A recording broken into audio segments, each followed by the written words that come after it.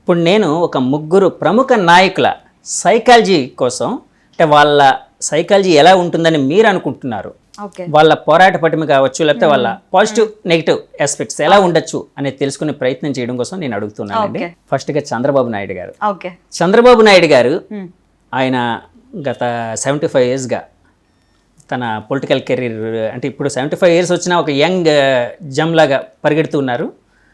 So ఆయన యాక్చువల్గా మొన్నటి వరకు ఓడిపోయాడు అనుకున్నారు. అలాంటి ఆయన ఒక బౌన్స్ బ్యాక్ అయ్యారు. సో ఆయన సైకాలజీ ఎలా ఉంటుంది అని మీరు అనుకుంటూ ఉన్నారు?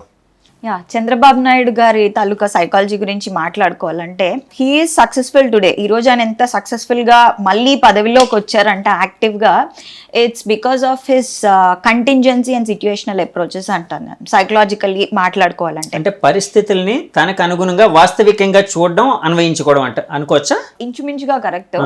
సో సిచ్యుయేషనల్ అప్రోచ్ అంటే ఏంటంటే, ఇప్పుడు నాకున్న ప్రిన్సిపల్స్, నాకున్న ఐడియాలు ఇవే కరెక్ట్ అని చెప్పి రిజిడ్ గా ఉండిపోకుండా, అంటే టైట్ గా ఉండిపోకుండా ఈజ్ వెరీ ఫ్లూయిడ్. అంటే పరిస్థితులకు తగ్గట్టు పాదరసం లాగా పరిస్థితులకు తగ్గట్టు, టైంకి తగ్గట్టు ఎవరెవరిని కలుపుకోవాలి, ఎవరెవరిని కొంచెం దూరంగా ఉండాలి, అంటే పట్టు వెడుపులు ఎక్కడెక్కడ ఉండాలి సిచ్యుయేషన్ కి తగ్గట్టు. అంటే చూడండి, కొంతమంది ఉంటారు, ఇప్పుడు నాకు ఉన్న ప్రిన్సిపల్స్, నేను పట్టుకున్న కుందేలుకి 4 కాళ్ళు, అలాంటి ఐడియాలజీ కాదు, 3 కాళ్ళు, సారీ. సో అలాంటి ఐడియాలజీ కాకుండా he's very flexible in his thinking and ప్రతిదీ. ఎవరితో రిలేషన్షిప్స్ ఉండాలి, హీఈస్ వెరీ గోల్ ఓరియంటెడ్. ఆయన వెళ్తున్న దారిలో ఎలా ఉండాలి, ఎలా ఉండకూడదు అని ఆయన అప్పటికప్పుడు సిచ్యుయేషన్ కి తగ్గట్టు ఆయన నడుచుకుంటూ ఉంటారు. కాబట్టి I think that is the secret Mantra of Chandrababu Naidu గారు. అండ్ కంటింజెన్సీ అప్రోచ్ అంటాం రెండోది. సో కంటింజెన్సీ అప్రోచ్ కి సిచ్యుయేషనల్ అప్రోచ్ కి తేడా ఏంటంటే, కంటింజెన్సీ అంటే వెన్ ఎవర్ ఏదైనా ప్రాబ్లం వచ్చినప్పుడు ప్రాబ్లమ్ ని చూసి అట్లా ప్రాబ్లమ్ ని అనలైజ్ చేయడం కాకుండా, ఇప్పుడు ఒక ప్రాబ్లం వచ్చింది, ఈ పర్టికులర్ ఫేజ్ లో ఒక ప్రాబ్లం వచ్చింది, దాన్ని సొల్యూషన్ ఓరియంటెడ్ గా చేద్దాం, టైం కి తగ్గట్టు మూవ్ అవుదాం. సో ఎప్పటికప్పుడు కొత్త ప్రాబ్లమ్స్ వస్తూ ఉంటాయి. ఇప్పుడు 5 ఏళ్ల ముందు వచ్చిన ప్రాబ్లము ఇప్పుడు రాదు, మళ్ళీ ఒక 10 ఏళ్ళ తర్వాత ఇదే ప్రాబ్లం రాదు. సో కొత్త ప్రాబ్లమ్స్ కి కొత్త solutions with new relations. He has lot of introspection and self reflection. అంటే రాజకీయాల్లో కొత్త రిలేషన్స్, కొత్త ప్రాబ్లమ్స్ అంటే యాడ్ అవుతూ ఉంటారు, అలాగే ప్రాబ్లమ్స్ కూడా కొత్త వస్తూ ఉంటాయి. సో దాని మీద ఆయనకి ఆ పరిస్థితులకి తగ్గట్టు ఆయన వెంటనే స్పందిస్తూ ఉంటారు, అంతేనండి? అవునండి. అంటే ఒక విధంగా అనుకోవచ్చు మనం, అంటే చాలా కాన్షియస్గా ఉంటారని అనుకోవచ్చా అండి? అట్లా కూడా అనుకోవచ్చా? కాన్షియస్గా ఉంటారు.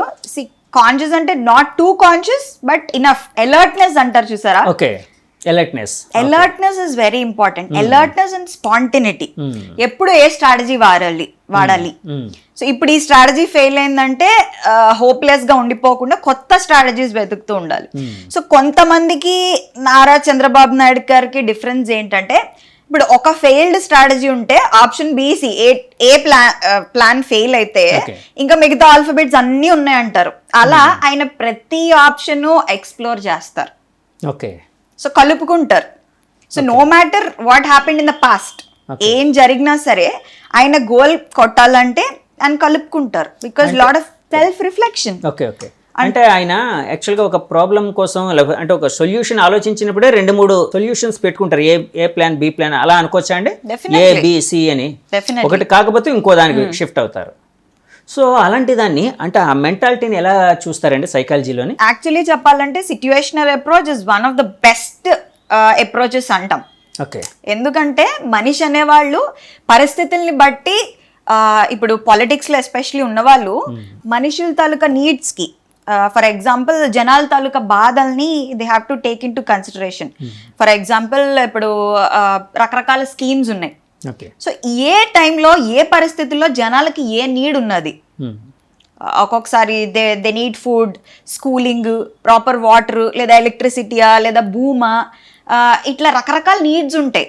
సో ఆ నీడ్స్ ని వీళ్ళు ఎనలైజ్ చేసుకుని దానికి కరెక్ట్గా వీళ్ళు ఇప్పుడు ఏముందో ఇంతకు ముందు ఏముందో ల్యాగ్ కాదు, ఏదైతే స్కేర్సిటీ ఉందో, ఏదైతే ప్రజలకి న్యాయం జరగట్లేదో అక్కడ గ్యాప్ ని తీసుకుని ఆయన అక్కడ కొత్త స్ట్రాటజీస్ అసలు ఏం చెయ్యాలి, అసలు జనాల్ని ఎలాగా వాళ్ళ నీడ్ ని సాటిస్ఫై చేయాలి అనేది I think he will check and recheck.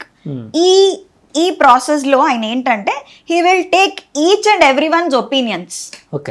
అంటే ఈయన ఒక పరిధి పెట్టేసుకుని ఆయన చుట్టూ ఒక బౌండరీ క్రియేట్ చేసుకుని కాకుండా ఇప్పుడు సమ్ ఎక్స్ పర్సన్ వచ్చి ఒక కొత్త వ్యూ చెప్పారు అనుకోండి, హీఈస్ ఓపెన్. ఇప్పుడు ఓపెన్ మైండెడ్నెస్ అంటారు చూసారా, నేనైతే ఆయన అలాగే చూస్తాను.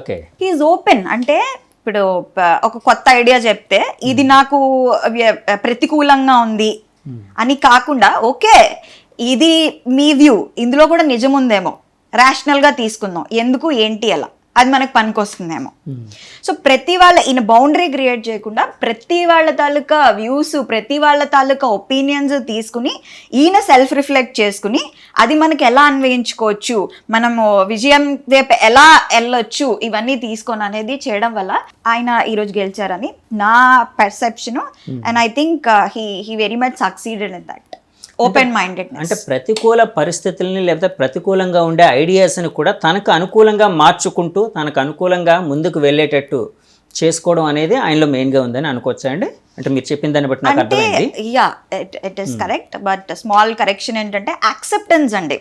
Okay, acceptance is very important. Okay, ఇప్పుడు నాలో ఒక ఫ్లా ఉంది, ఏదో సంథింగ్ మాట్లాడినప్పుడు ఏదో సమ్ ఫ్లా ఉంది, తప్పు ఉంది విధానంలో, లేదా మీరు యాంకరింగ్ చేసేటప్పుడు మీలో ఏదో తప్పు ఉంది, కెమెరా సెట్ చేసినప్పుడు దానిలో ఏదో తప్పు ఉంది. సో అది నిజంగా తప్పు ఉందా లేదా ఫస్ట్ ఆఫ్ ఆల్ యాక్సెప్ట్ చేయాలి. ఫస్ట్ ఆఫ్ ఆల్ ఉందా లేదా తెలుసుకోవడం వెరీ ఇంపార్టెంట్. ఉందా లేదా ఊరికేనే మన్ని పులింగ్ ఆర్ లెగ్. ఓకే. రెండో విషయం ఏంటంటే నిజంగా ఉంది, ఓకే, కన్స్ట్రక్టివ్ క్రిటిసిజం. ఓకే, నిజంగా నాలో తప్పు ఉంది, లేదా నిజంగా మీరు మాట్లాడిన దానిలో ఫాల్ట్ ఉంది, ఏదో కరెక్షన్ కావాలి అనుకున్నప్పుడు అది మీకు మీరు ఇందాక అన్నాను చూసారా, సెల్ఫ్ రిఫ్లెక్షన్, ఇంట్రోస్పెక్షన్. అంటే మనలో మనం వెళ్ళి చూసుకున్నప్పుడు నిజంగా నాలో ఈ క్వాలిటీస్ తప్పు ఉన్నాయి, ఈ తప్పులు చేయకూడదు, నేను మారాలి అనుకున్నప్పుడు నువ్వు తప్పు, ఇది తప్పు అనేది యాక్సెప్టెన్స్ ఉండాలి ఫస్ట్ ఆఫ్ ఆల్ ఎవరికైనా. దాని నుంచే పరివర్తన వస్తుంది. I think he's very very very generous that ఆయన అది యాక్సెప్ట్ చేసి ఆయనలో ఏమైనా ఇంతకు ముందు హెచ్చు తగ్గులున్నా, తప్పు అనను హెచ్చు తగ్గులున్నా ఆయన అది యాక్సెప్ట్ చేసుకొని ఆయన కొత్త కొత్త విధానాల్ని అన్వయించుకుంటారు ఓపెన్గా ఉండి. I think that is how I will put it.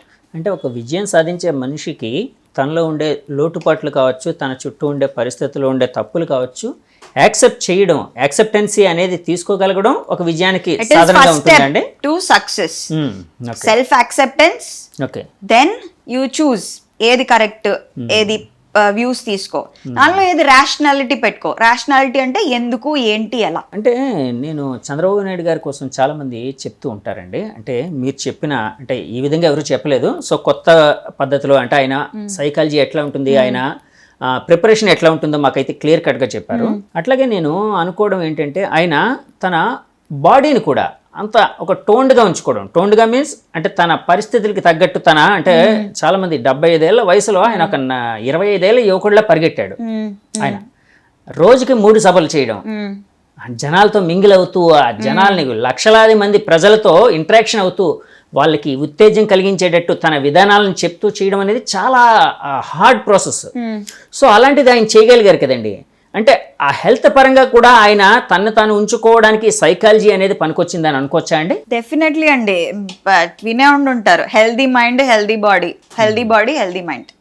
So రెండు ఇంటర్ రిలేటెడ్, రెండింటిని విడదీయలేం. ఇప్పుడు ఫిజికల్గా బాడీ ఎంత ఫిట్గా ఉంటే మైండ్ అంత ఫిట్గా ఉంటుంది, మైండ్ అంత ఫిట్గా ఉంటే బాడీ అంత ఫిట్గా ఉంటుంది. సో ఐ థింక్ ఇది డెఫినెట్లీ 100% ఫిజికల్లీ ఫిట్గా ఆ ఏజ్లో ఉంచుకోవడం అనేది వెరీ వెరీ ఇంపార్టెంట్. ఎందుకంటే మన మైండ్ క్లియర్గా ఉండాలంటే, ఇది బేసిక్ ఆఫ్ సైకాలజీ. మైండ్ క్లియర్గా ఉండాలంటే ఫస్ట్ బాడీ అనేది కరెక్ట్గా ఉండాలి. బాడీ ఎప్పుడు కరెక్ట్గా ఉంటుంది? When we are fit.